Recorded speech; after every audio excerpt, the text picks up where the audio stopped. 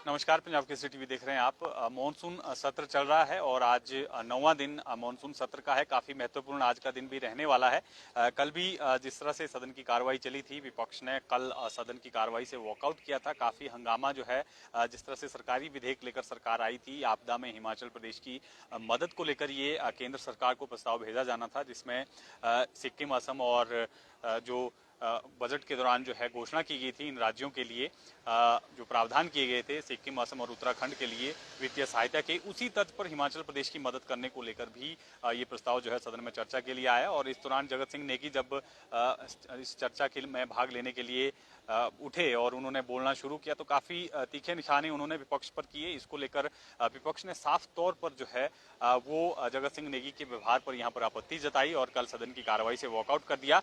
आज इसी मसले को लेकर अभी विपक्ष जो है वो विधानसभा अध्यक्ष के पास गया है। विधानसभा अध्यक्ष के पास जो है इस मसले को उठाया जाएगा। एक तरह से आप कह सकते हैं कि उनकी शिकायत जो है वो विधानसभा अध्यक्ष के पास जो है विपक्ष कर रहा है, और उनका जो रवैया सदन के भीतर रहा है उसको लेकर खासतौर पर नाराजगी ये जाहिर की गई है। और देखना होगा कि आज किस तरह से सदन की कार्रवाई चलती है। 11 बजे से प्रश्नकाल से सदन की कार्रवाई की शुरुआत होगी और मस्जिद विवाद भी लगातार बढ़ता जा रहा है। संजौली मस्जिद विवाद को लेकर कल अलग अलग जो धार्मिक संगठन थे उन्होंने प्रदर्शन किया। विधानसभा के बाहर भी एक प्रदर्शन किया गया। संजौली में भी कल फिर से लोगों ने एक विरोध जो है वो रोष रैली वहां पर निकाली है।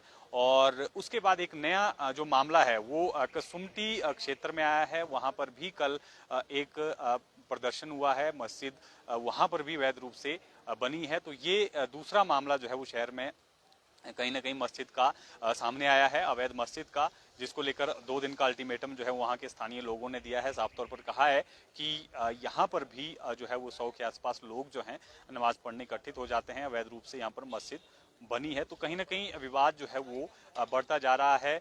शिमला के अलग अलग जगहों पर अब ये मामले सामने आने लगे हैं। 2 जगह में ये मामले सामने आए, तो हो सकता है कि इस विवाद को लेकर भी सदन के भीतर जो है विपक्ष हंगामा करे और इस मुद्दे को सदन के भीतर उठाए, क्योंकि जिस तरह से मसला बढ़ता जा रहा है और लगातार हिमाचल प्रदेश के अलग अलग हिस्सों से भी इसी तरह की खबरें जो है सामने आने लगी है, तो ऐसे में विवाद कम होने के बजाय जो है वो यहाँ पर बढ़ रहा है। और इसके अलावा आर्थिक संकट को लेकर भी आज नियम 130 के अंतर्गत जो है वो सदन के भीतर प्रस्ताव चर्चा के लिए आना है, जिसको लेकर चर्चा होनी है, क्योंकि हिमाचल प्रदेश में आर्थिक संकट जैसी बात जो है वो की जा रही थी। और अब क्योंकि आज सदन का 9वां दिन है और काफी महत्वपूर्ण आज का दिन भी रहने वाला है। सदन की कार्रवाई किस तरह से चलती है और क्या कुछ विपक्ष का रवैया रहता है, ये देखना काफी अहम होगा। इसके अलावा आज सरकारी संकल्प भांग की खेती और को औषधीय उपयोग के लिए जो है वो लाने के लिए इसमें चर्चा होगी, क्योंकि 2 दिन से ये चर्चा नहीं हो पा रही है। और ऊर्जा और जल विद्युत नीति को लेकर भी सदन के भीतर जो है वो 130 के अंतर्गत प्रस्ताव आना है और वित्तीय स्थिति को लेकर जो है वो सदन के भीतर चर्चा होनी है। तो काफी महत्वपूर्ण आज का दिन भी रहने वाला है। लेकिन ये देखना काफी अहम होगा सदन के अंदर विपक्ष का किस तरह का आज का जो है वो बर्ताव रहता है, विपक्ष किस तरह से सदन की कार्रवाई में भाग लेता है। और नियम 62 के अंतर्गत भी ध्यानाकर्षण प्रस्ताव जो है वो सदन के भीतर रणधीर शर्मा, जो कि नैना देवी से विधायक है, उन्होंने चर्चा में लाया है। उनके निर्वाचन क्षेत्र में बढ़ रही बिजली समस्या को लेकर जो है उन्होंने सदन का ध्यान आकर्षित करना चाहा है। और बीबीएमबी द्वारा निर्मित और संचालित बीएसएन सुंदरनगर जल विद्युत परियोजना में लोगों को जो समस्या उत्पन्न हो रही है उसको लेकर राकेश जम्वाल जो है सदन में ये प्रस्ताव जो है वो लाएंगे। तो काफी महत्वपूर्ण आज का दिन भी रहने वाला है।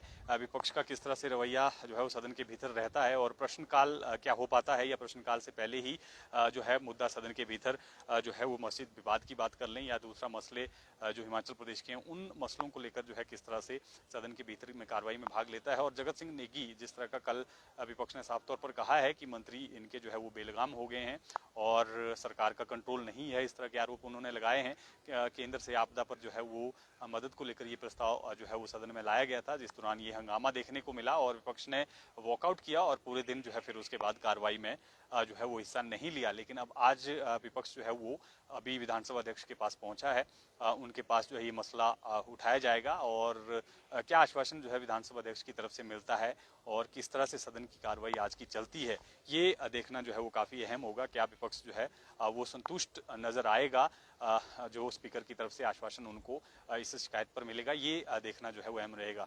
तो फिलहाल के लिए आपको इसी अपडेट के साथ छोड़े जाते हैं। थोड़ी देर बाद ताजा तरीन अपडेट के साथ फिर जुड़ेंगे। आप बने रहें पंजाब केसरी हिमाचल के साथ।